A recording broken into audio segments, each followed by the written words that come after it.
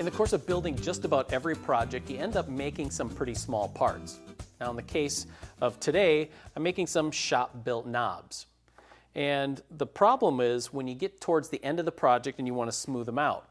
Typically I reach for a random orbit sander, but these knobs are just so small, there's no good way to sand them without sanding your fingers at the same time, and then you end up spoiling the job as well.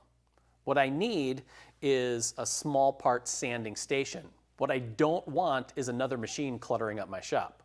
Now I've seen some contraptions on making custom holders for a random orbit sander, but you probably already have the solution in your shop.